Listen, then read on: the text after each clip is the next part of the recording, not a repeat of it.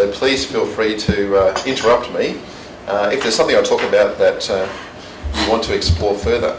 Now, we have printed all the slides I'm going to show you, so you may wish to follow along in the printed book that at great expense has been put together, and scribble on that as you see fit. There are 582 slides between now and 4:45 p.m.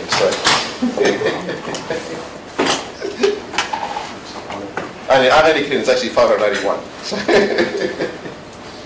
So of course, in a course like this, we often find that we're talking to the converted, so to speak, because you all know why you're here, because there are risks to you and your staff, there are risks to your patients, and today, in terms of a logical sequence, we'll begin by following this sequence. We're going to spend a bit of time talking about things which are around bloodborne disease, then we'll spend a fair bit of time talking about things around inhaled pathogens.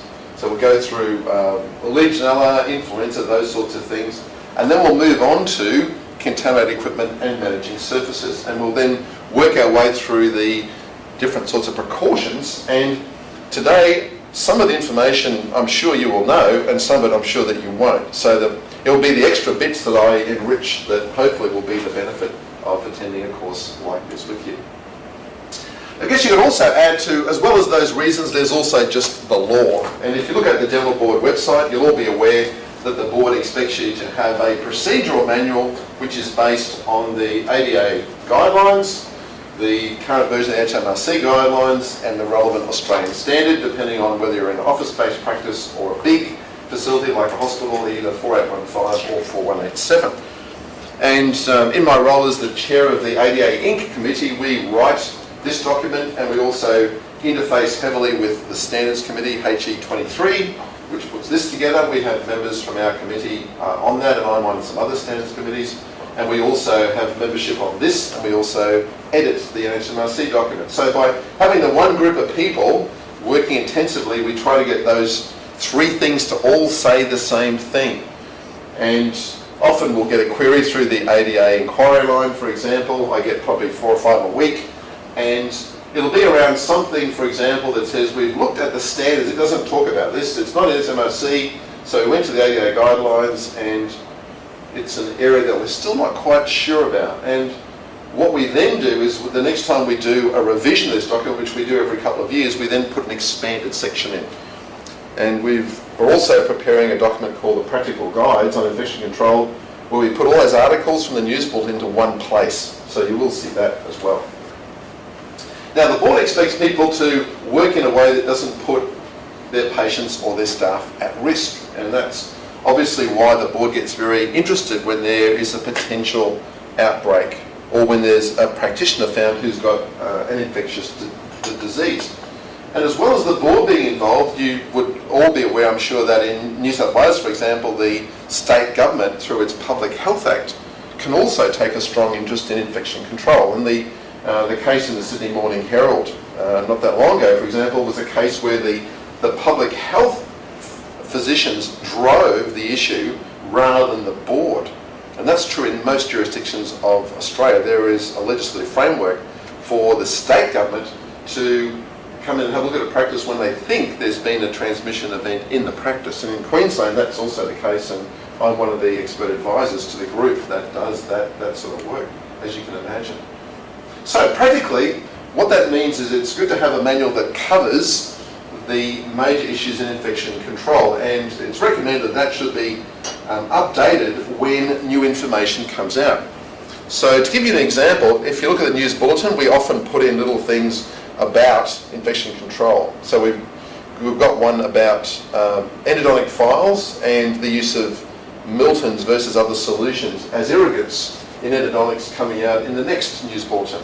The one up there, we've got an article on the use of different sorts of burrs and the retreatment of burrs. So when these little things come out, we collate those occasionally into the practical guides, but these little snippets are things that you may then come back and revise what your practice protocol is based on the information from those over here.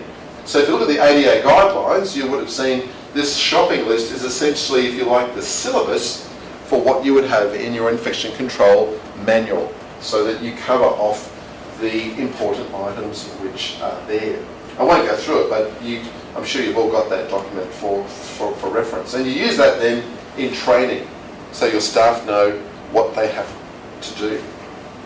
They're not sort of guessing what they have to do. So let's begin by talking about the way that infections spread between inanimate objects like surfaces and yourself, your staff and your patients, or between person to person. So essentially we need to have a person who's susceptible, and our susceptibility varies enormously depending on how well we are. So if you've just had the winter flu of this year, there are 3 different viruses cause the winter flu of 2014. After you've had the flu, your immunity is suppressed for the next couple of weeks, a condition called post-viral anergy. It's the reverse of allergy. Allergy means you overreact, anergy means you underreact. So once you've just had a flu, you're more likely to get, for example, a cold or some other infection. You probably know that because you may hear yourself saying to someone, I'm sick and tired of being sick and tired. It's like, because you're actually never quite climbed back up to that. So susceptibility makes a huge difference. And when we're immune suppressed, we pick up things that we wouldn't normally do. We need to have pathogens. We need to have them in a way that gets them to the right place at the right time. So all day, every day, we eat, we breathe, we take in huge numbers of different pathogens, but we don't get infections. So clearly there are a whole raft of things that protect us from infection, including our own inherent flora, which is quite big and complex. So this little fat kitty here, this is me when I was about 6 months old. When I was born, I didn't have any flora. So the first bunch of flora I got came from the birth canal. So I got a big dose of whatever was in my mother's nether parts. And then every adult that kissed me, hugged me and touched me kindly donated to me some of their flora. If you think about this for a moment, someone who has caries carries more than 1 million strep mutans bacteria per mil of their saliva. A droplet of saliva that you can barely see with the naked eye has over 100,000 strep mutans bacteria in it. So all you need is just a transient peck around the lips from an adult to a kid, and you can actually dose the kid with strep mutans.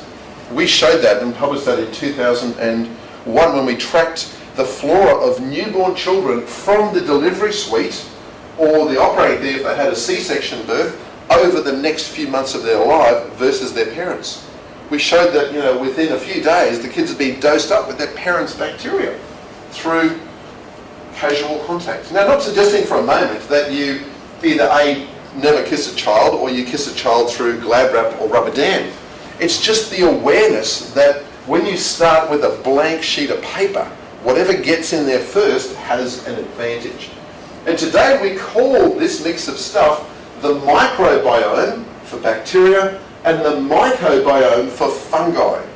And most of us carry over 700 different sorts of bacteria in our mouth, some of which do some very bizarre things in terms of disease elsewhere, as we'll discover today. The microbiome got about 20 different sorts of fungi, and occasionally we also shed some viruses in there as well, over there.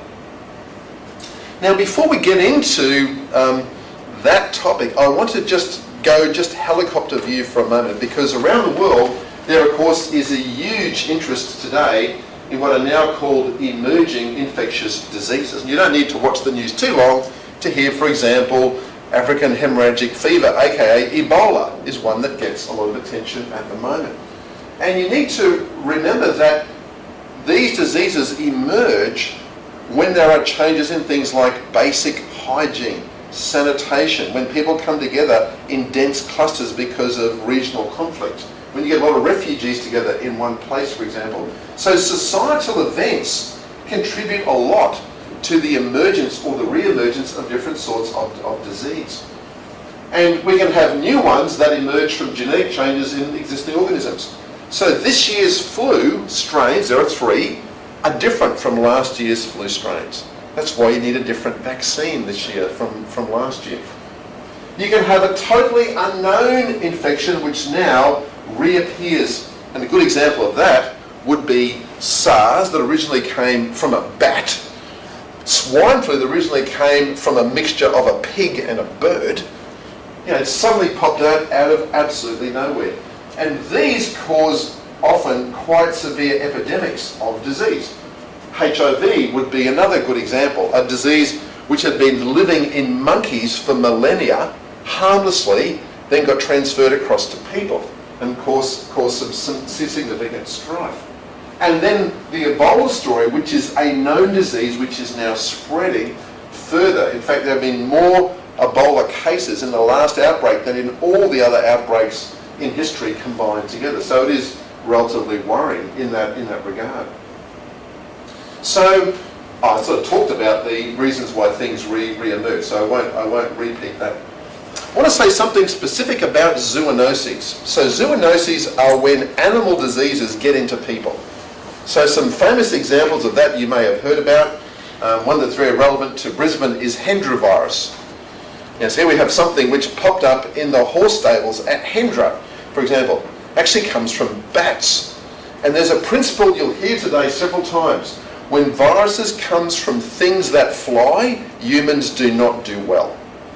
If it comes from a bird or a bat, it's going to be bad news for people. And one of the reasons for that is that when viruses infect birds or bats, they carry receptors that allow them to bind deep into the lungs. So that means they can cause pneumonia. When someone gets pneumonia, they're in bed for a while, they start to get the complications of being lying on their back for many, many hours. So you get things like DVT and disseminated intravascular coagulation, and these sorts of events become big problems with pneumonic disease. So humans getting diseases from animals is not new. When HIV was named by Gallo in 1981, it was thought to be a new condition. It wasn't. You can go back in blood samples to the 1950s and find HIV in blood samples in Zaire, for example. Been around for a while, it just hadn't been identified as such. There were patients who I treated in the early 80s who had what we would now call classic AIDS. At the time I didn't know that because it hadn't been given a name. So to think that a disease is suddenly new is often incorrect. It's often been rattling around for a long time. And if you just saw this, a little bit of mud map of things you can spot around the world. So we've got one group which we call deliberately emerging. This is bioterrorism. So the example of that, which I'm sure you've all heard of, is Bacillus anthrax. And you put white powdery spores in an envelope and you mail it to a politician who you don't like. Today there'll be many people who may be on the receiving end of that. We've got diseases we would call newly emerging, so popping up at a greater rate. So that would include, we mentioned Hendra virus before, HIV would be one of those, avian influenza, H5N1, SARS would be there. We'll talk about variant Creutzfeldt-Jakob disease in a moment. Cryptosporidia, an audience in Sydney has heard that word before. You've enjoyed that one. Lyme disease from ticks, hepatitis C, we'll talk about that this morning.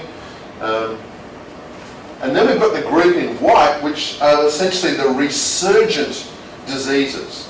So these obviously include Ebola as being a very important one. There's some re-emergence of plague.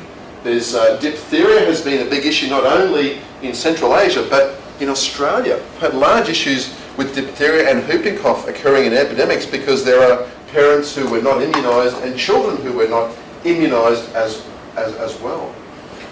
So when we work in clinical practice, we work in a microbial world. So we sit here and we enjoy the breathing zone of our patient and our assistant. The big difference is, though, that the assistant is much further away from the action normally than we are. So the distance between my face and the patient, I know, is exactly, in my case, exactly 370 millimetres. I know that because that is the focal length of my loops. If I get close up, it blurs out. If I go further away, it blurs out. So I have to keep my head exactly in that position. And if you swing that around, you can see that Prue, my assistant, she is exactly twice that far away. So I'm going to get a lot more splatter and I'm going to share a lot more of the patient's aerosol than my assistant will. What she will get more of than I will be is spray overrun. So when I pick up the triplex, as you know, if I triplex here, a lot of it will ricochet onto Prue. And in many practices, the dental assistants don't drive the triplex because that ends up spraying onto the face of the dentist, and we know that quite deliberately. So we get certainly splashes onto us, we certainly inhale things, we also touch a whole range of different sorts of surfaces, ranging from the light handle, the instruments, the bracket arms, where we move the chair around, all those sorts of things. And then we've got the risk of things that will penetrate through our gloves and breach the barrier of our skin over there. And our skin has its own story because it's got its own flora. The mouth, by comparison, has a much bigger and more diverse flora. If you're going to be concerned about organisms, I'd be much more concerned about what you get from the oral cavity than from the skin. And we all know that you'd be more worried about getting bitten by someone than shaking hands with someone. That's just common sense, that you would actually know that. Yeah. Adding to that, in the mouth, we get the differentiation of bacteria according to ecology. And we have the formation of biofilms, and dental plaque, of course, is the archetypical example of that. And here we have the organisms actually behaving differently. And when they set up site, they can recreate these complex mishmashes of bacteria in other places. And when we talk about water lines today, we'll revisit this little issue around biofilms. Now, when you look at bacteria that cause infections, this is a list of all the some of the common ones you would have certainly heard of, and you wouldn't necessarily have thought of many of these being linked to dental treatment exposure. But there are some surprises amongst this group. So let me just point out some of the more interesting ones. So over here, Helicobacter pylori, discovered by Barry Marshall, who won the Nobel Prize in Medicine for that a number of years ago. Here, dentistry plays an important role, as we'll see. Pseudomonas aeruginosa, we're involved with this. Atypical mycobacteria, we're involved with that. Legionella, we're certainly involved with that, unfortunately. So this is not just, stuff that has nothing to do with us. In fact, we figure fairly largely. Just to give you two common examples. The most common organism that leaves the mouth and infects another part of the body is Candida albicans. Half of our patients carry that. When you see a fungal infection that goes from the mouth to the surrounding skin, 95% of the time, that is Candida albicans. But it causes 15 different sorts of infection outside the mouth, ranging to full-blown septicemia and death. And I've had over a dozen of my patients in hospital die of complications of Candida albicans infection. So do not ever underestimate how serious Candida can actually be. But you probably didn't know this. Half of us also carry Helicobacter pylori in our plaque, in our saliva. And from there it can ascend to infect our paranasal sinuses, and it can also reinfect the GI tract. So our mouth is a reservoir for the organism that is linked to gastric ulceration and duodenal ulceration. So the mouth is to some extent a bit like an aircraft carrier. Things come, they go. It can be used as a bit of a halfway house. So it is the interface between the skin and the GI tract. So it makes sense. It's sort of like the halfway house. But never forget, it is a reservoir for potential reinfection of other places. And that's actually quite an important little thing. What makes it hard for us to realise the mouth is what it is in terms of organisms is that they are so small. And this is something that we began introducing this year to the primary. A couple of scales of size to give candidates an idea of how big things actually are. So I thought I'd pick on a common organism, Strep mutans, involved in dental caries. It's around about 1.5 microns across. So when you line up Strep mutans, you can fit about 6 of them in 10 microns. Now the relevance of 10 microns is the best of us with our unaided eye can see 20 microns. So this is half below that again. So an individual organism is about 1/10 of what we can resolve with our eye, even with loops on. So there is no way we can look at something and say there's bugs there, but there's no bugs there. We simply can't do that with our conventional vision. So if I take 10 microns and I enlarge that, so here it is, just to give you a scale, here is a white blood cell. It's about 6 microns across. Well, you can't see a white blood cell. When you look at blood, all you see is a bunch of red. You can't see an individual red blood cell either. And so there's no way you're going to be able to see an organism. This is an E. coli, which is the archetypical organism for fecal contamination. So if you're buying some seafood and you're wondering whether the seafood's been exposed to sewage, and you look at it and go, looks clean to me, you really can't tell if there's poo bacteria or not, because they are below the resolution of what you can see with your eye, of course. So let's blow up E. coli. Now let's say you could see an E. coli, which you can't. Well, you would never see, for example, a virus, because they are, as you can see, about 10 times smaller. Again, they are sub-micron. They're tiny little guys, absolutely tiny. Okay. This is a neat little bit of stuff. This is just a scanning M of some E. coli. Sitting on this, you can see there's a long, round, tubular bacteria. This is a flagella. There's a little motor at the back with little gears and cogs that actually makes this thing work. It's quite a sophisticated little piece of apparatus, actually, over here. When you think about viruses, there are many viruses that we can shed through saliva. And one that you may not have thought about too much, because it's a liver virus, is hepatitis C. Because we think of the hepatitis alphabet and we think, well, that stuff is in the liver, and that's true. But we also have hepatitis C virus in salivary glands. We also get cytomegalovirus in salivary glands. We get paramyxovirus in salivary glands. There's lots of viruses that we can get in the glands and that then shed out, so they're in everyday fluids. A number you will know are spread by saliva, particularly Epstein-Barr, infectious mononucleosis, is an absolute classic one that is highly contagious through saliva. Respiratory syncytial virus is one you've probably seen hundreds of times without having a name for it. You see a patient who is accompanied by a toddler. The toddler's 18 months to 2.5 years old. You look at the front of the toddler's face, and it's covered with this sort of glistening secretion from their nose that sort of runs down around their mouth. And the toddler is slightly cranky, and it's had this sort of oozing nose situation for more than a couple of weeks. That is respiratory syncytial virus, an incredibly common infection in kiddies of that age. It's one of the reasons why kiddies of that age are never let into oncology units in hospitals, because that virus can knock over patients who've got cancer. And lots of kiddies who are that high carry it for months and months and months, unfortunately. Let's sort of zoom down a little bit more to now we're looking at 1 micron. Well, there are things that will infect bacteria. So there are viruses that look a little bit like mosquitoes that do that, bacteriophages. So they're down an even smaller magnitude of size again over here.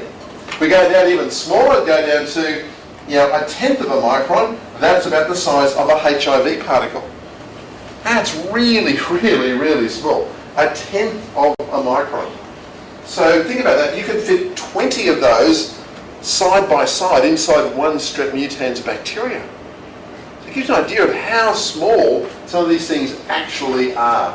To have packed all that machinery in there is really, really quite remarkable. And there are the things that are so small they're practically invisible. And the classic example of that are prions. So prions are probably today the least important thing to know about. So I want to put the stake into the heart of prions and tell you why we don't need to worry about them anymore. So here's a bit of good news to begin the day with. So prions, as you know, cause a range of degenerative diseases. They range from fatal familial insomnia through to Kuru, through to Creutzfeldt-Jakob disease, which I'm sure you've heard about, even if you can't spell it right.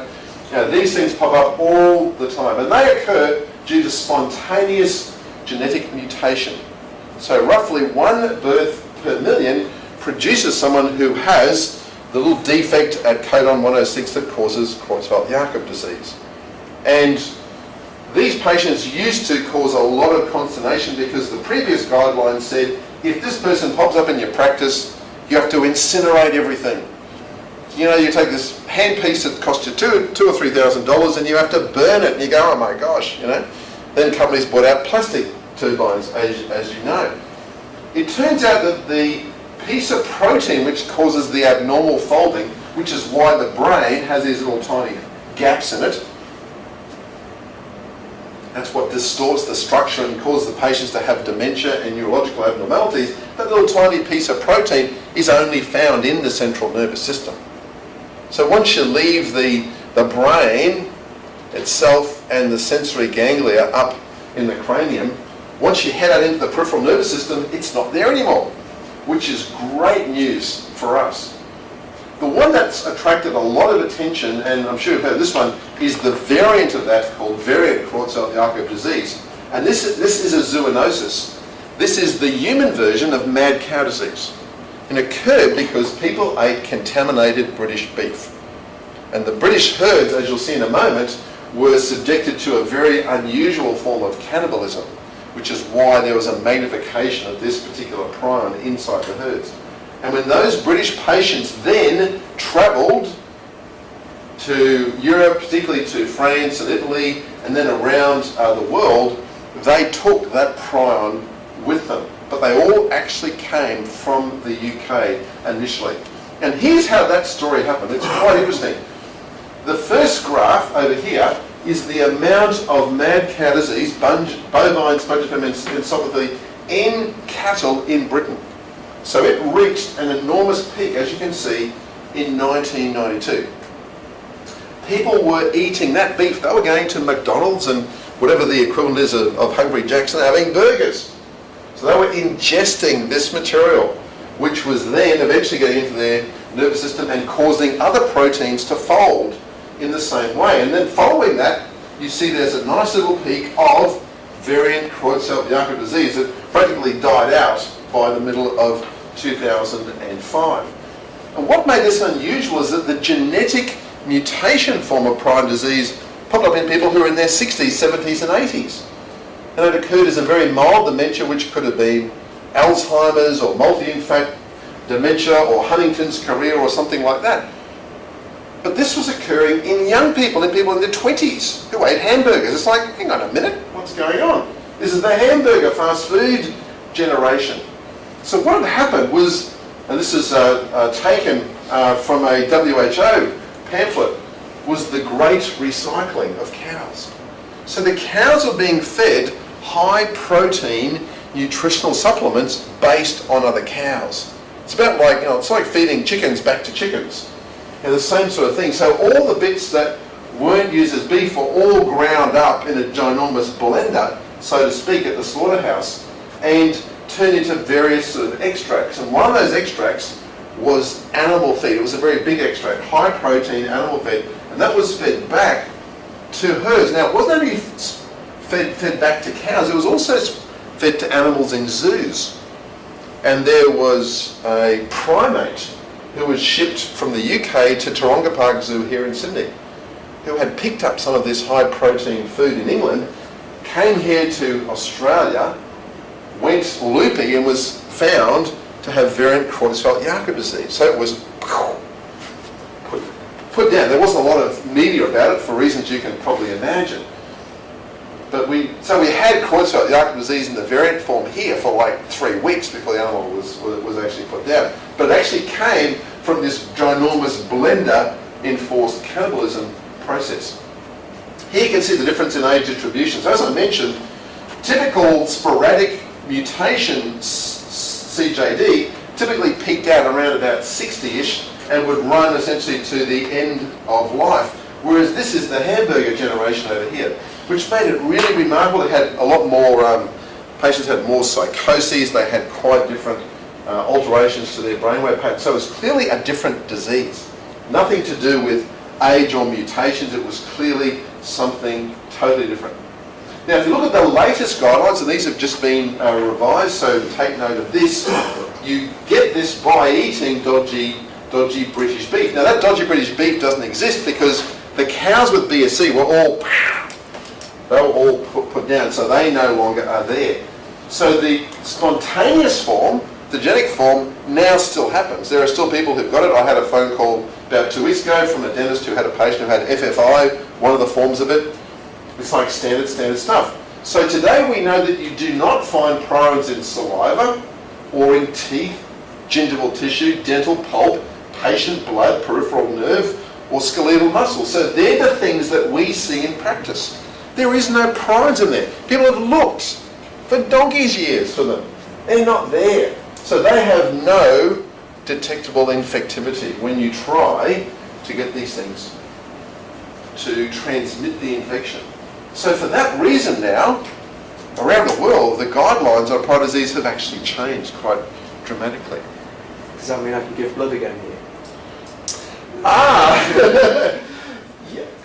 Depends on which years you're in the UK. Okay. They'll still ask you when you're in the UK, and just to be cautious, they'll say, well, the reason for that is that while there is a very good test for HERDS, for BSE, there's not a good human blood test for variant CJD. Unlike when you go to the blood bank and you donate blood, they screen the blood for Hep B, Hep C, HIV, a couple other things as well. There's not an instant, chairside or laboratory ELISA test for variant. Because if there was, anyone who's a Brit, we would say, right, let's send that blood over there and let's just look at it for a while. So that exclusion, I suspect, will remain until such a test is developed. The reason it may not be, they might say, well, the people who were going to get it, if you think about those age, because it was basically 10 years ago, if you were going to get it, you would have had it by now, and you would have either become so obviously deranged or perhaps even deceased from it that it's basically a self-extinguishing story.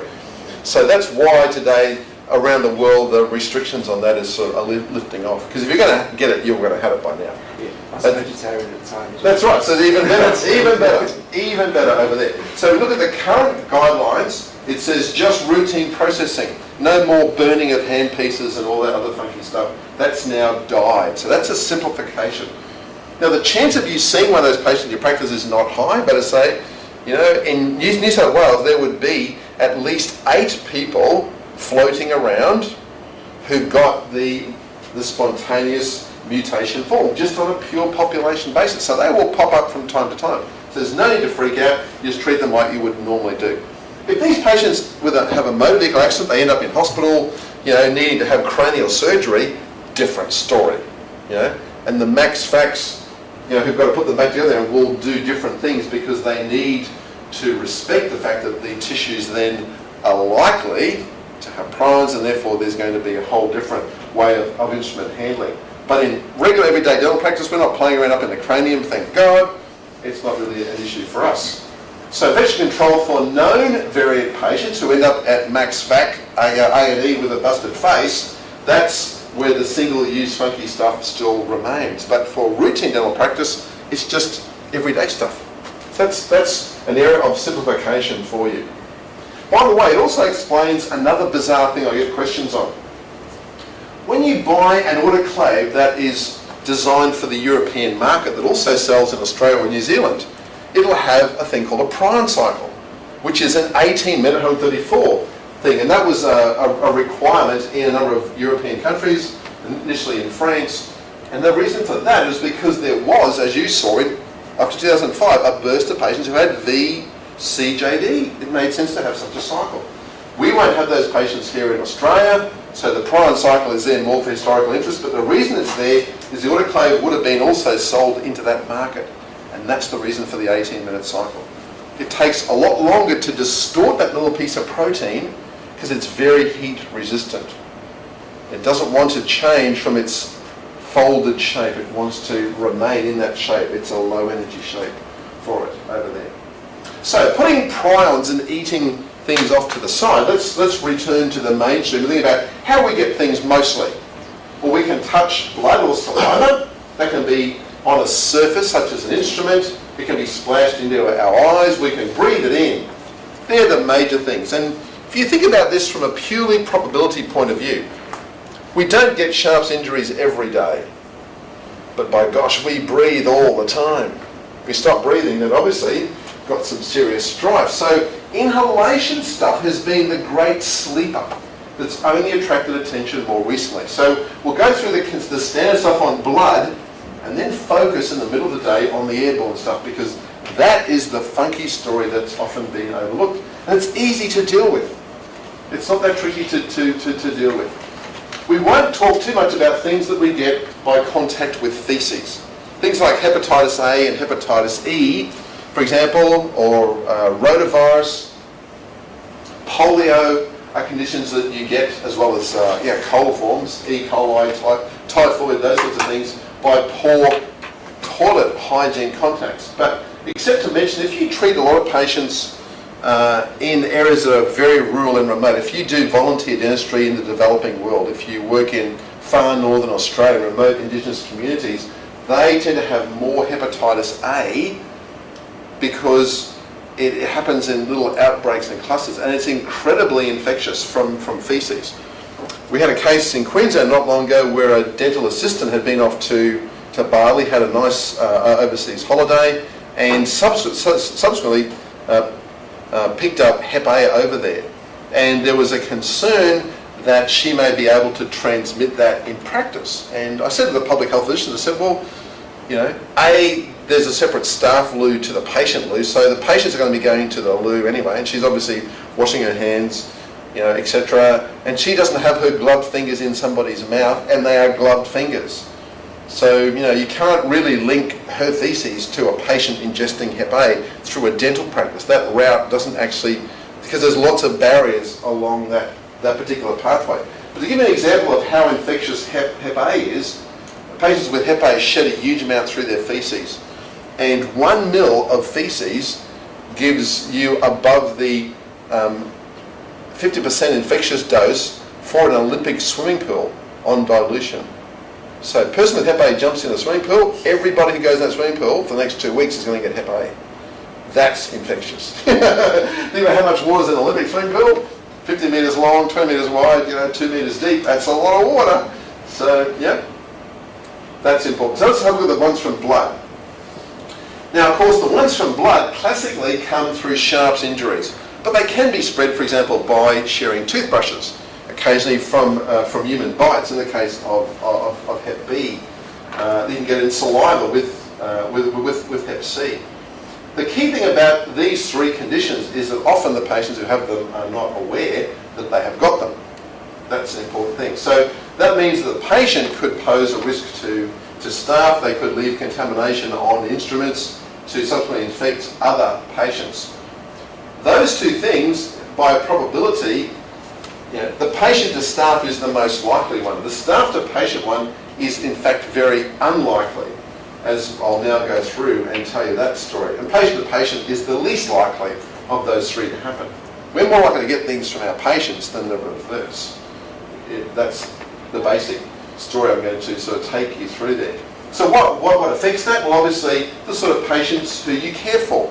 If you're caring for people who are in a jail and they're there for long sentences, they have a very high rate of hepatitis C infection, for example.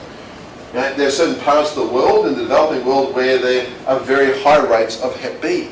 We've got some remote communities in Australia where there is over 30% of the adults have got HIV, for example. So you go and work in those communities, or you work in Port Moresby, as I did for a while. You know that there are high rates of certain diseases depending on where you work around the globe. What you're doing, how frequently you come into contact with blood, and whether the patients you're treating are on any drugs. So if you treat hepatitis C positive patients in a jail, often those patients don't know that they've got Hep C. You treat someone who's in the community, who, for example, was a previous injecting drug user, has now been using methadone or they're on naltrexone implants. They're probably aware of their status, they're probably on some of the current therapy, so their load of virus is less. So the patients who know are actually less risky than the patients who don't know their particular status. It's important. So these are the current statistics for a big Sharp's injury. 30% to a patient who's not immune for Hep B. Now in dentistry, we're all immunised, so this statistic is just for interest really. Hepatitis C, 3%, and HIV, 0.3%. So that's easy to remember because it's 33 and 0.3. The relativity is literally 1 order of magnitude. And it's actually quite difficult to get HIV from a Sharp's injury because many patients who have it are actually don't carry a lot of virus in their blood. Their viral load is often very, very low, except when they've just seroconverted and when they're in the last 2 years of life. That surges up quite a bit. They become quite infectious, but they go for many years with very little viral load, so it's quite difficult. It has happened. It's happened to a colleague of mine. So it's not as if it hasn't happened, that's for sure. How much, let's have a look at Hep B, for example. How much of it's around? Bucket loads of it in blood. So in the drop you get from a normal 27 gauge dental needle, when you put that in and pull it out, you leave a droplet of fluid behind. It's about 3 microliters. That will contain over 100,000 Hep B virus particles. It's a massive dose. So that's why it's highly infectious, from tattooing, sharing toothbrushes, human bites, having sex, all those sorts of things. There's a fair bit of it in semen, a moderate amount of it in saliva. So it's a very easy condition to transmit. And that's why there is a lot of it around the world, bucket loads of it. You look at this graph, the countries in red, over 8% of the adult population have Hep B. You don't need to look too far to see that it's sort of fairly equatorial. There's a bit of Greenland and Alaska and northern Canada, you can see up there as well. And in many of these countries, it is not spread through healthcare. It's spread vertically from mother to child. Because that little droplet I just mentioned, the 3 microliters, that droplet is transferred when the placenta separates at the time of birth. So these kiddies get exposed at the moment of placental separation to the blood of the mother, who is Hep B positive, doesn't know it, and the child goes on to be Hep B positive. So there's a lot of vertical transmission happening across this particular band over here.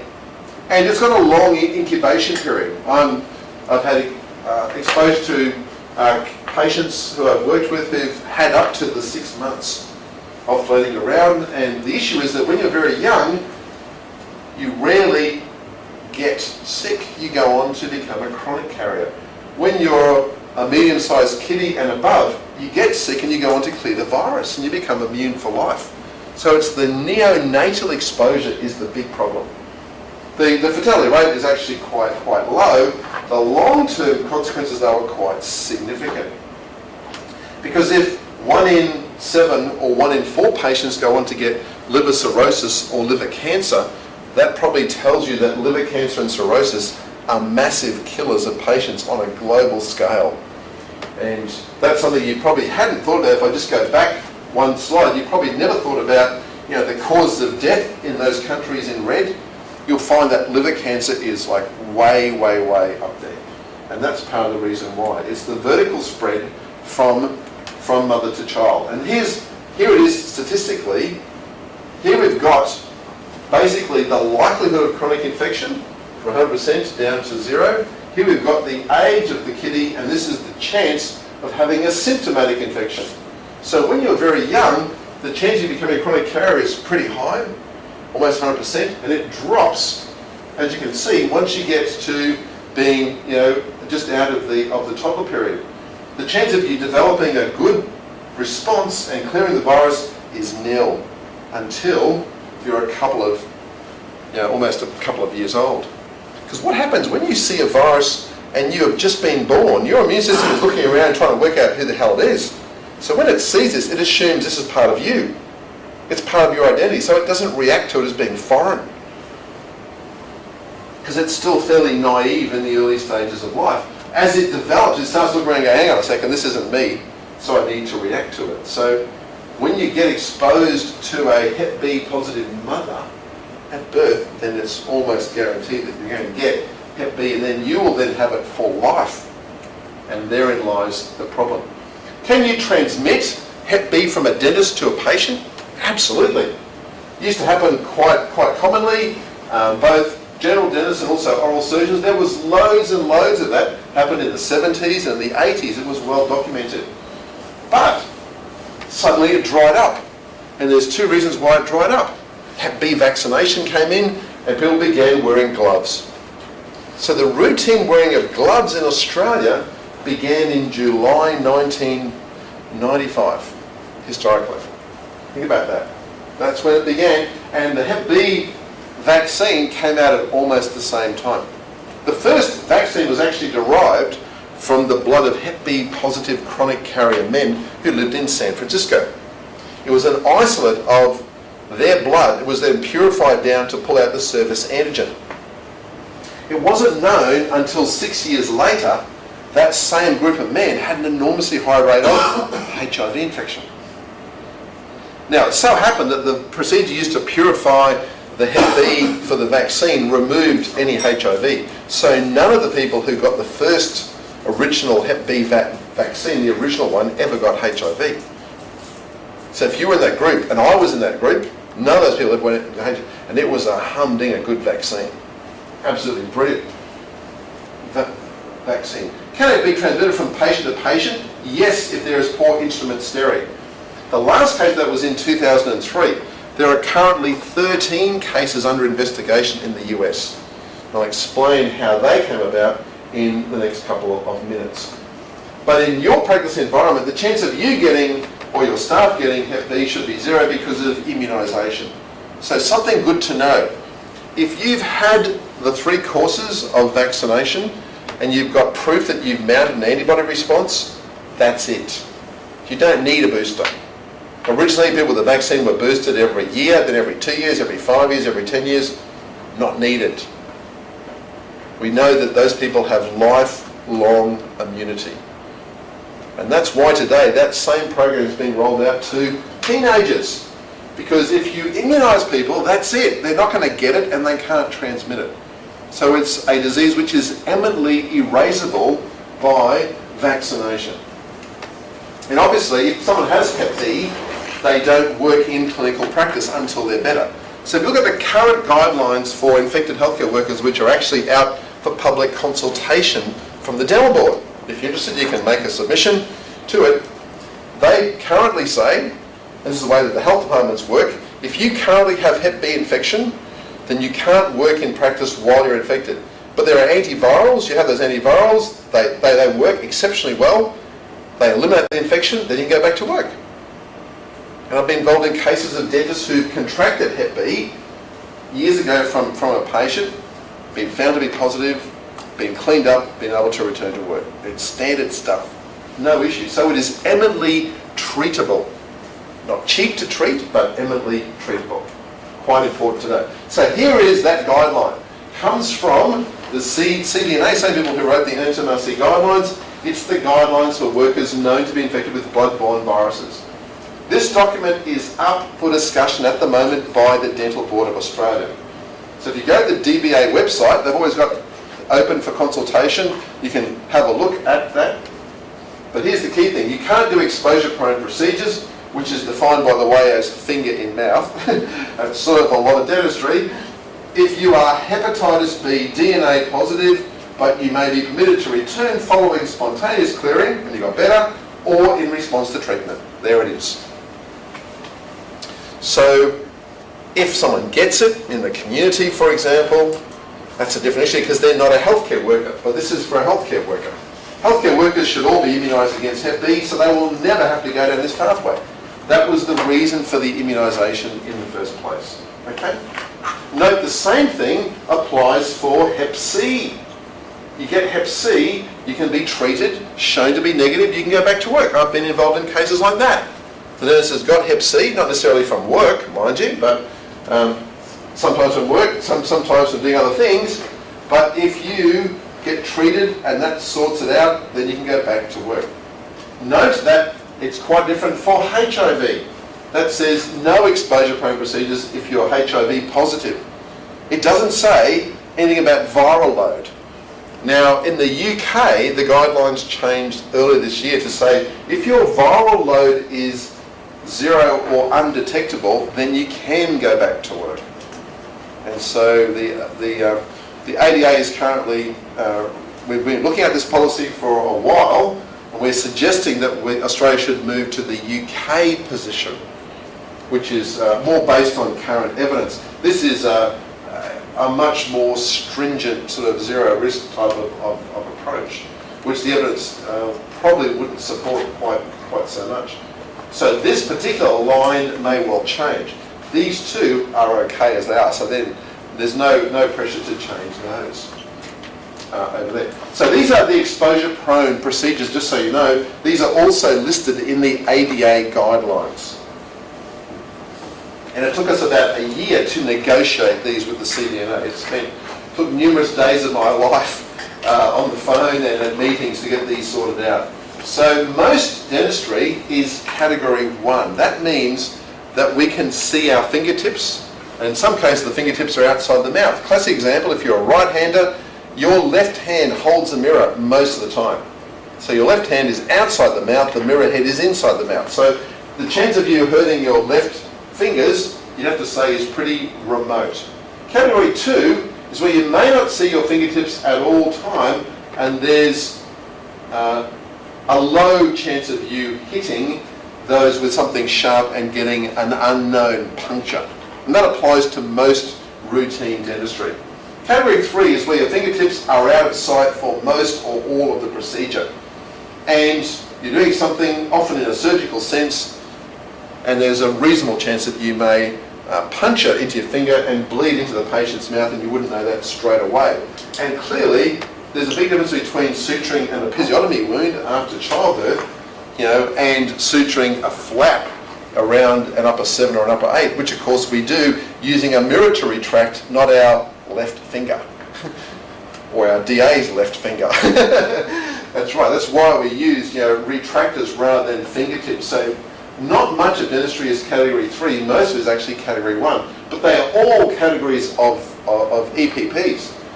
The things that aren't EPPs is like looking at a radiograph, pouring up a study model, writing a letter. Those things we don't go near a patient, so we're sort of fine for those, but can't really get much of an income by doing that, unless you're a radiologist, of course.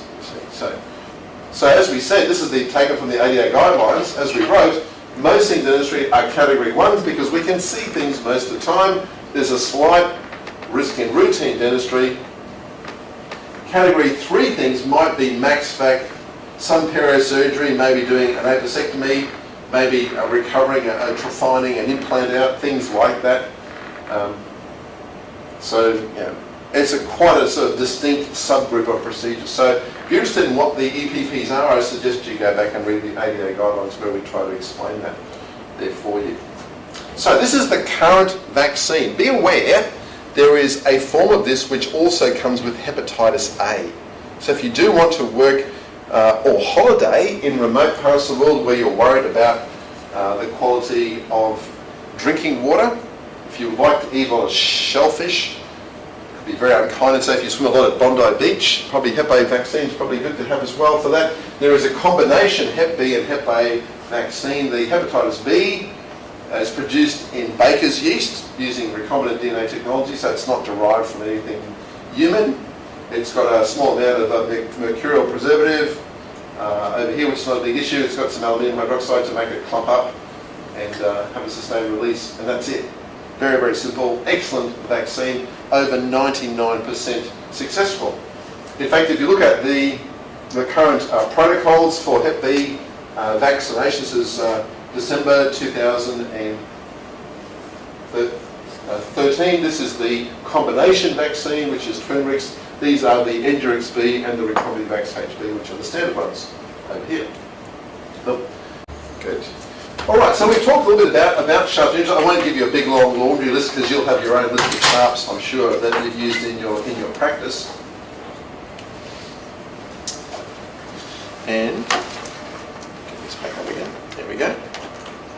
But I want to just point out to you, we did an analysis of over 7 years of sharps injuries in our institution, and we analysed what were the major underlying factors that were driving sharps injuries. We found a couple of things. There was a relationship to, obviously, technique. We've talked about some of those things already. There was also an interaction with the time of day. So the second last bullet point. A lot of sharps injuries happen between 3 and 4 in the afternoon. People are naturally, a bit tired, slightly caffeine deficient. Obviously, they happen more in junior, less experienced staff. They happen when people are working under more pressure, when they're using the wrong technique. So when you get several of these things lining up, you do see more sharps injuries occurring over here. One of the most interesting things that we found in the 7-year study was that one of the most common forms of sharps injury was actually a laceration. And it used to occur like this. So someone would put a turbine back into their bracket unit. It didn't have to be necessarily horizontally, it could be in some other form, but the burr would stick out and they'd reach back over to get something and they'd forget about the burr and they'd end up dragging the burr tip into their forearm. And if you think about what a burr tip looks like, either blades of stainless steel or bits of diamond in resin or blades of tungsten carbide, it's not good for the skin. So not many people had identified burr injuries as being common until we published that particular study. They generally thought about things like, you know, uncapped needles and endophiles and things like that, but they were less common in the data set that we actually saw. In Queensland, we had a case where a surgeon got a sharps injury trying to remove scalpel blades with their thumb. They were in the habit of flicking the little blades off the end, and they missed and they ended up sliding the blade through one of their fingers. And unfortunately, the surgeon worked for the university, so the university got sued as a result of that by the Division of Workplace Health and Safety over there. This is an example of where an unsafe practice, so using a finger to retract rather than a mirror, could get you into some strife, as you can imagine. We sometimes see this when our students in clinic are giving their very first injection.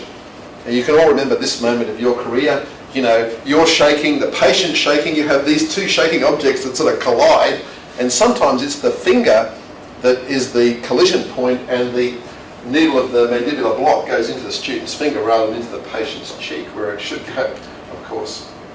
So I guess for that reason, you know, we train people to use a mirror to retract when giving a block, not using their own fingers for obvious reasons.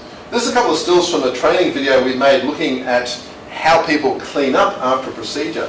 So it's important that when you're training your dental assistants that they visually check your operating area for any sharps that should have been recapped. So in this scenario, the patient's had a mandibular block, and instead of being capped and put back in the tray, the uncapped needle is sitting here. You can see it's oozing a bit of the patient's blood because obviously there was a venous exposure there, and the dental assistant has come along and just grabbed everything. As a result, she's ended up with a sharps injury on her finger. So the staff need to have eyes to see the sharps as part of the clean-up procedure. Obviously, two-handed recapping is asking for trouble, and that's why we teach people to recap with one hand by scooping the needle up, or to use a system like Safety Plus where you have a sheath that slides down, so you can't actually get a sharps injury. And the Safety Plus one has got several studies, particularly in the UK, and it's one system that I've used myself for many, many years without ever getting a sharps injury too, over here. Remember that people do pick up needles and play with them. I guess Mr. Bean made that very famous. This is two of our students who just recreated a scene from Mr. Bean, but they thought it might be funnier for the dentist to get it in the arm rather than the leg. It's a bit more realistic. So we actually shorten the needle, and that's actually red sticky wax. So no one was harmed in the making of the photograph, but it is actually quite a good photograph that was produced just to illustrate this particular point over here. In terms of follow-up, there are some very good protocols used around the world for sharps injuries. You would have probably seen one that's available through the ADA Inc. They're actually fairly similar. So last year, Sam Severonica, who now joined us at UQ, took over from me as the Dean earlier this year. This is an article that Sam put together with Crispy and Scully. And essentially it's just been what we've been through. We look at the injured person, we look at the staff member, we work out whether the skin has been broken, if there's been a mucosal splash.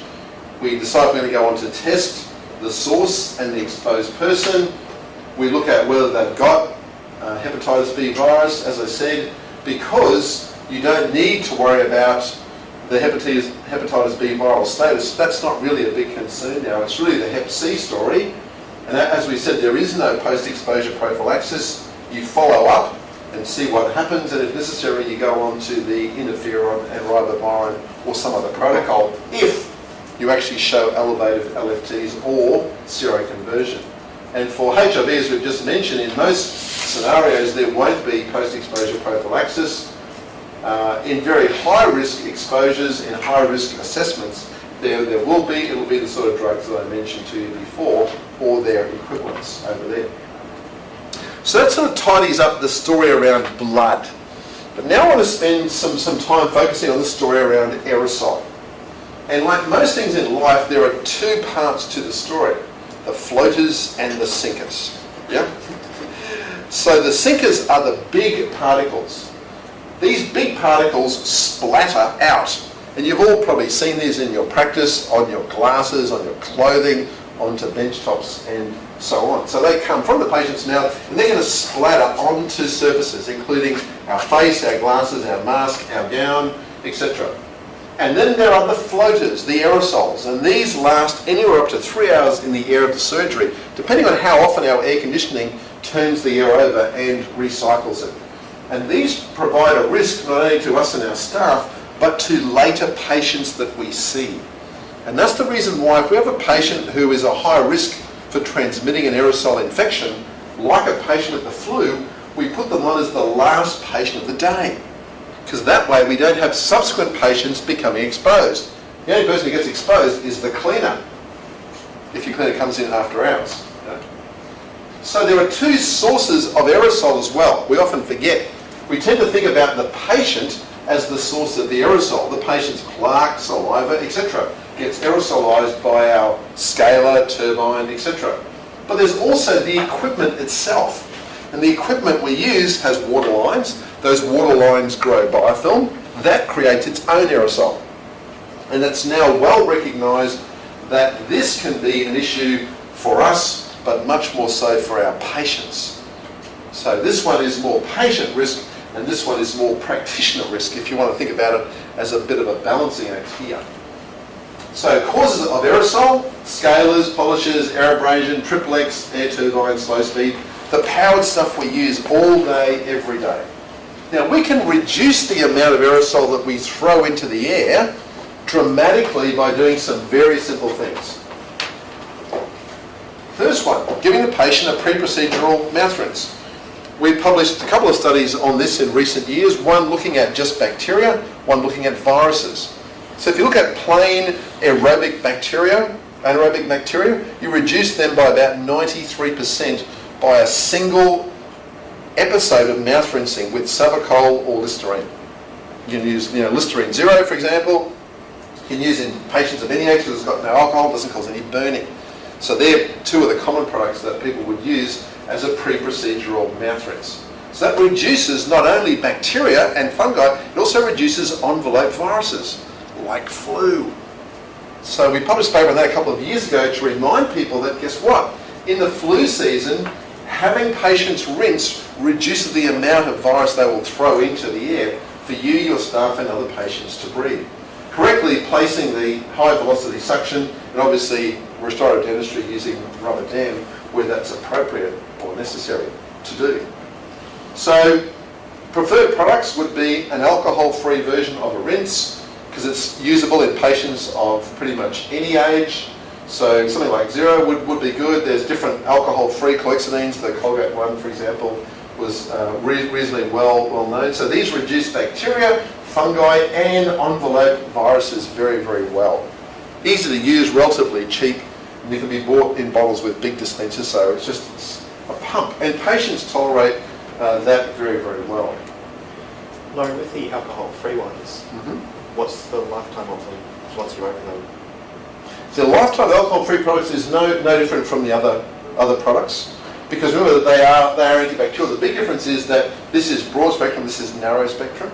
So you won't find anything growing in this. This one, you've got to be careful of getting splashes of this with water, particularly water from the tap. There's, as we'll see, a bunch of water-based organisms from the tap, particularly pseudomonads, that will grow in that very well. And that's why over time, Oral-B, Colgate, other companies have had problems with alcohol-free cloxidine because they've had contaminants grow in it from water splashes. So you need to be careful not to get water splashed from the tap or the triplex into this container. This is quite robust by comparison because it's got 4 different antibacterials that actually work in Cyanogen. This has only got one, and it's narrow spectrum, so they're not quite the same in that regard.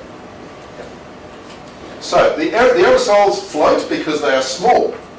less than 50 microns. The splatter is the big bit that lands, it goes up and it comes down just like a projectile. So we call that ballistic splatter.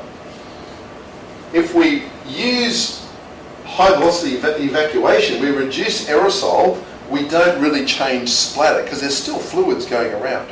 So we still need to clean surfaces. We don't remove the need to do that. But I thought you might be aware of the story around rinses, but may not have thought about that in terms of viruses, which enveloped viruses, they reduce quite spectacularly over there. Okay, we've talked about the pattern of ballistic splatter. This is a couple of stills from a video made by Liz Coates in Adelaide. I just pulled a few stills out from Liz's video. This is where they put some tracer fluid, just some erythrocin dye, into the patient's saliva.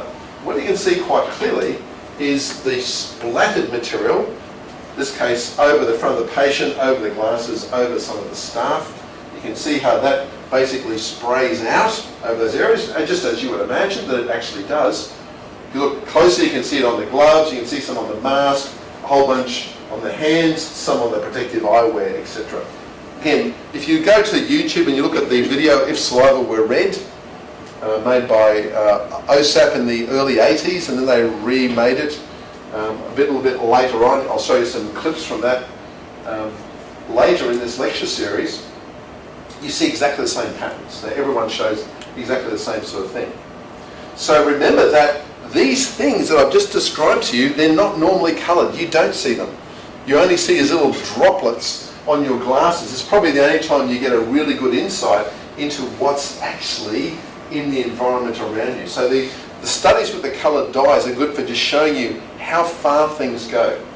So as a simple example, if you lie in the chair in your practice, put yourself in the position of a patient and put out your arms and see what you can touch, that's also the limit of the ballistic splatter in most cases. It's not going to go further than that. So that gives you a bit of a guide as to where things sort of go up and come down. Now let me show you some nice data on measuring the air quality in a dental practice versus, the area outside in the street. This is a study done in Freiburg in Germany, published recently. So they measured the air quality in terms of bacteria that were recovered on a filter per cubic metre. So the practice began in the morning. There are some organisms in the air. The practice gets busy. The level goes up. They stop for lunch. The level goes down. Starting in the afternoon, after a big siesta another day, the level goes up. They work into the night. The levels continue to go up, and then the levels fall off at the end. It's not surprising. So the air that we breathe now is not sterile. The air in our practice is not sterile, but the level of organisms goes up because we contribute aerosol during procedures. Some procedures are more aerosol generating than others. Using an ultrasonic scaler is much more aerosol generating than doing a profing on a patient with a rubber cup, for obvious reasons. So that's just common sense. So if you're thinking about high aerosol generating procedures, particularly in flu season, this is where using this can become quite useful. Simple to do, easy to implement, and there's a good evidence base around it over here. So they're the things that we could think about, obviously, as well as correct suction, and when people are having lots of restorative, obviously rubber dam keeps the patient's saliva on the opposite side of the rubber dam, so we don't get to aerosolize that.